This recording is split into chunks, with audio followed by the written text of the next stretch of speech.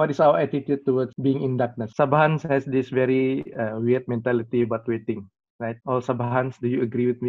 We have this phrase, tunggu saja ba. I mean, if I translate into English, we wait only lah. When we say wait a little, we don't move. We passively for things to happen. Wait lah when I have more money to help people around me. Wait and see after this MCO. Wait lah, what will happen to my life? I just wait at home. So we don't wait excitedly. And that's very sad, right? Sometimes but it happened to me for the first 1 or 2 weeks of this MCO. I literally waited like a dead man.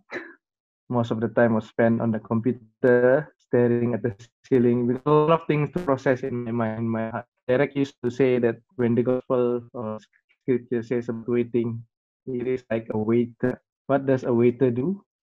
While he or she waits, she serves, right? She moves, she responds. It must be an annoying experience if you go to a restaurant and we ask, can you take my order? And the waiter say, wait lah, see first lah, waiter to serve you.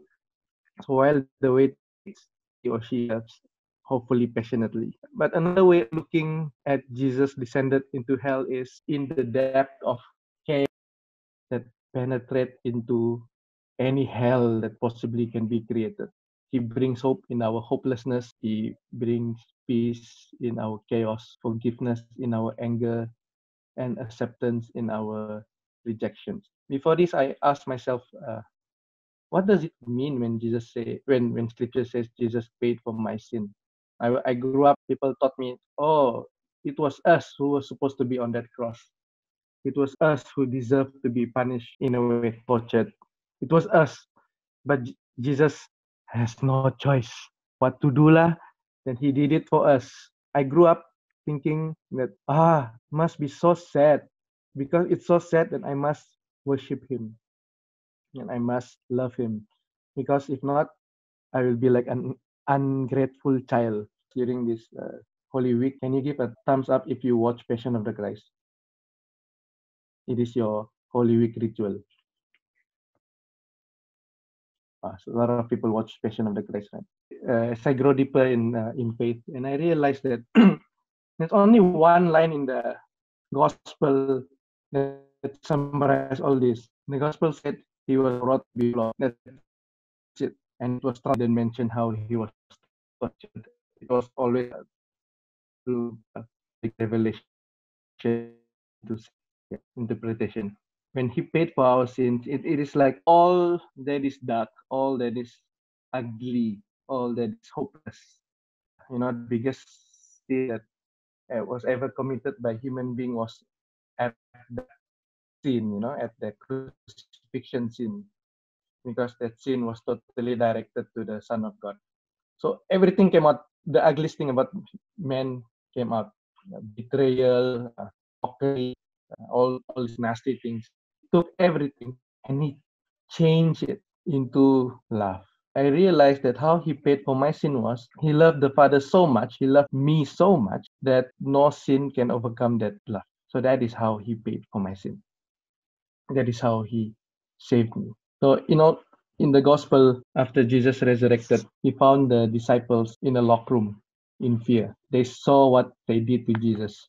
So they were very afraid that the same thing will happen to them. But Jesus goes right through the locked door, stands in the middle of them, and he breathes out peace to them. Now, Jesus, he wasn't helpless when they are afraid and wounded or paralyzed to open the door for him. So in a way, he descended into their Sheol, their hell, by going through the doors of their fears. It's like nothing can stop this man, Jesus.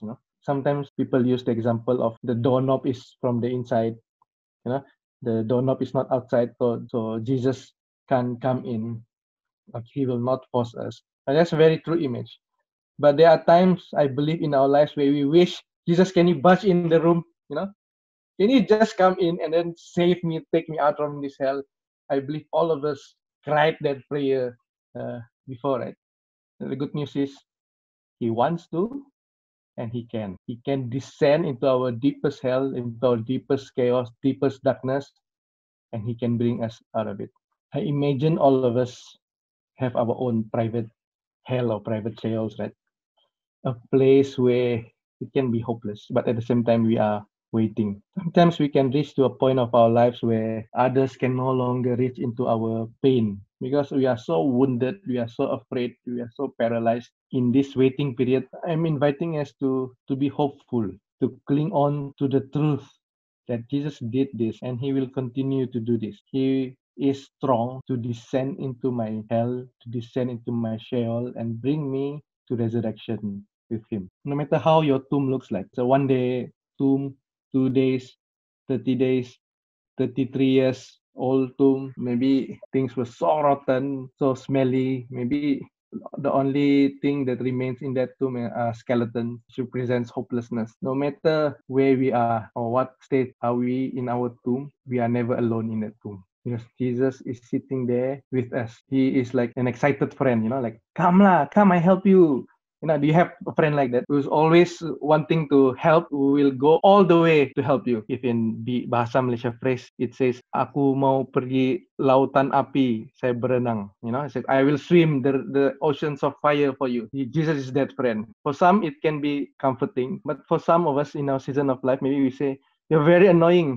Can't you just leave? Well, he will not leave. Instead, the more we push him, the more he says, I'll wait, and he will wait for that time where we are ready to be resurrected with him. He's ready to bring us into our own Sheol, and he's ready to say to us, come, let's be resurrected with me.